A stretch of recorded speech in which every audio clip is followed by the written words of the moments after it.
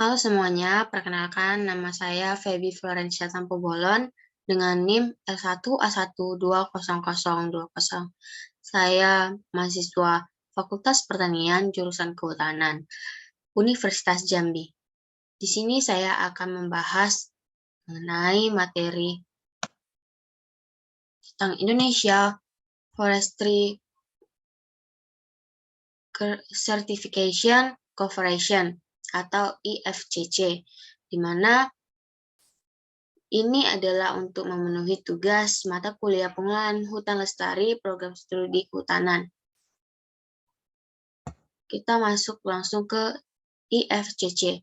IFCC adalah suatu organisasi di Indonesia yang mempromosikan pengelolaan hutan lestari melalui sertifikasi hutan dan penglabelan atas produk-produk hasil hutan yang berasal dari hutan bersertifikat. IFCC ini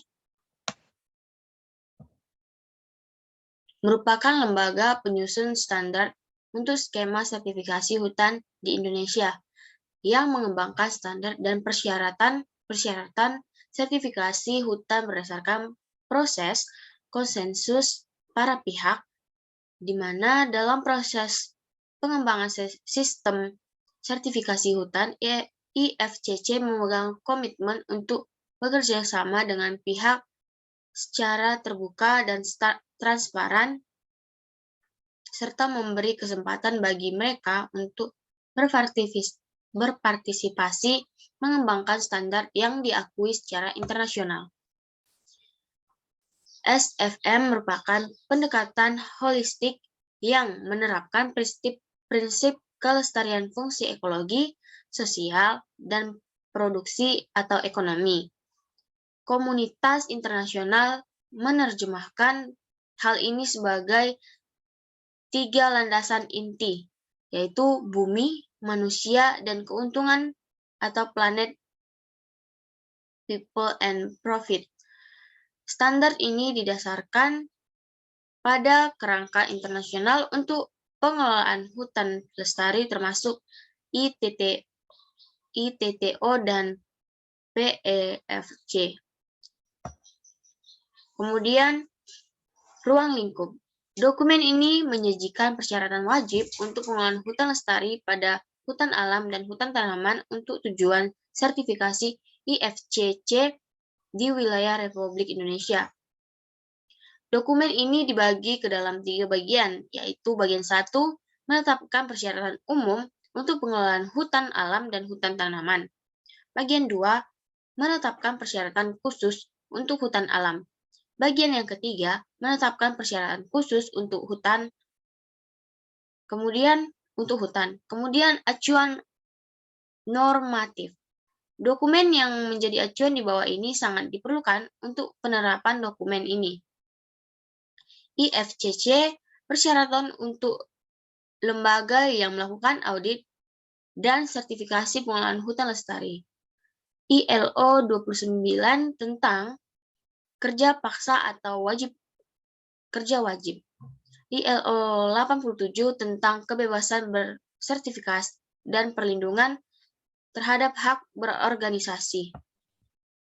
Kemudian definisi. Definisi ini ada areal hutan, bahan berbahaya dan beracun, hutan alam, hutan primer, hutan sekunder, hutan tanaman, masyarakat adat, masyarakat lokal, pekerja muda, pengolahan limbah.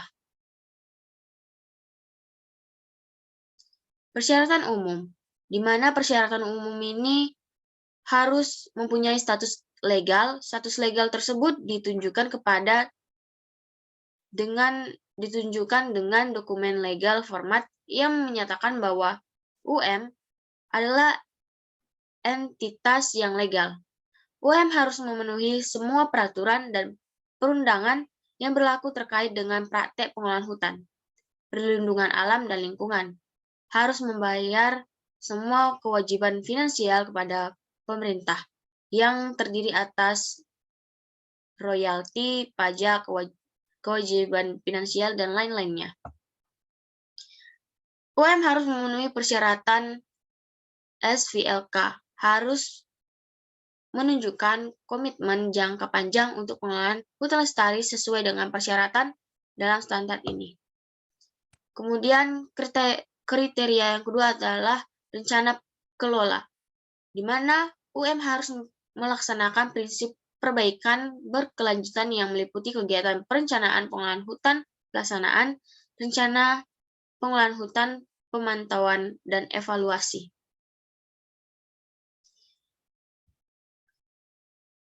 Yang ketiga ada kriteria monitoring dan evaluasi, di mana UM harus secara berkala melakukan monitoring dan evaluasi yang sesuai dengan ukuran dan intensitas pengelolaan hutan berdasarkan prosedur terdokumentasi.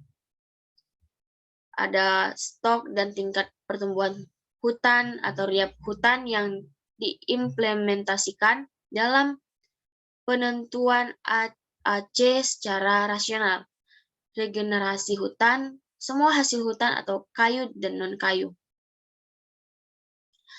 Kedua, aspek produksi. Kriteria 4, manajemen hutan harus mengatur dan menjaga area hutan sesuai dengan fungsinya untuk memastikan kepastian usaha jangka panjang.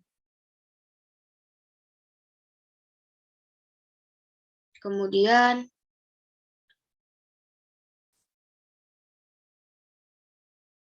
UM harus menerapkan prinsip-prinsip SFM untuk mencapai tujuan pengelolaan hutan sebagaimana mestinya dengan tetap mempertimbangkan kondisi dan karakteristik sumber daya hutan.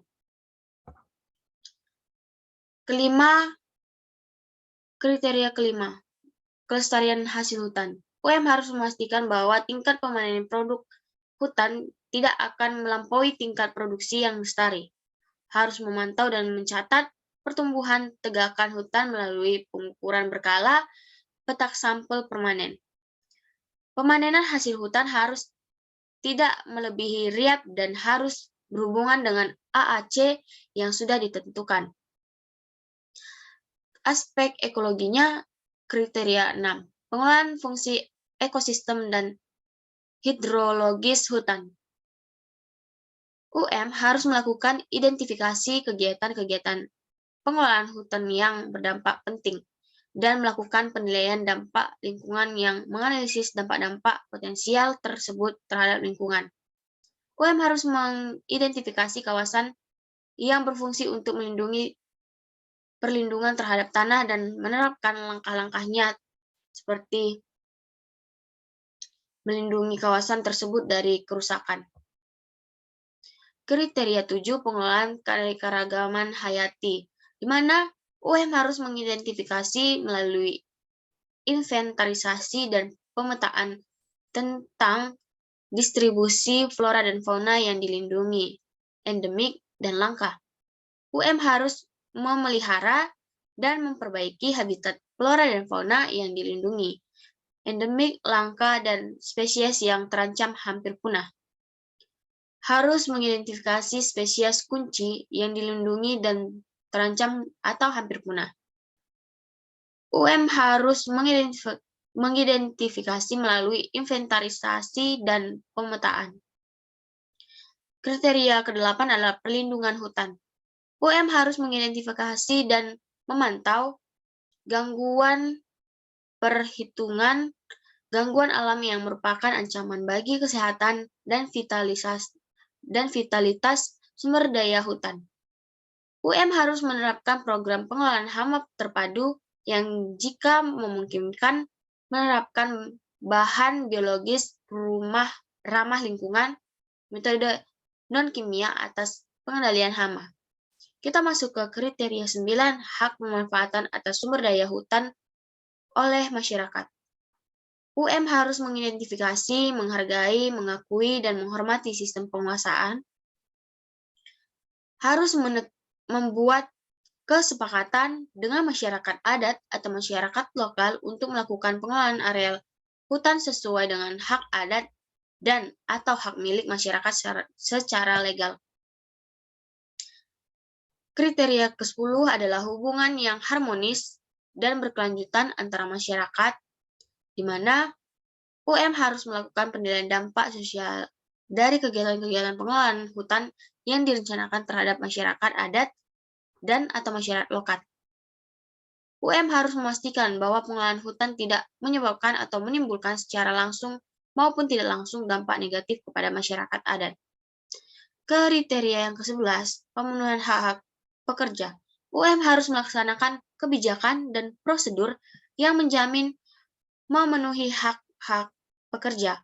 UM tidak boleh melibatkan diri atau mendukung penggunaan pekerja paksa atau wajib sebagai ditetapkan dalam Konvensi ILO 29. UM tidak boleh melibatkan diri atau mendukung diskriminasi dalam hal perekrutan pekerja, remunerasi, akses untuk pelatihan, dan lain sebagainya. Kriteria yang ke-12 adalah kesehatan dan keselamatan pekerja atau K3. UM harus memiliki sistem untuk mendeteksi dan mencegah atau merespon potensi-potensi gangguan terhadap kesehatan dan keselamatan kerja.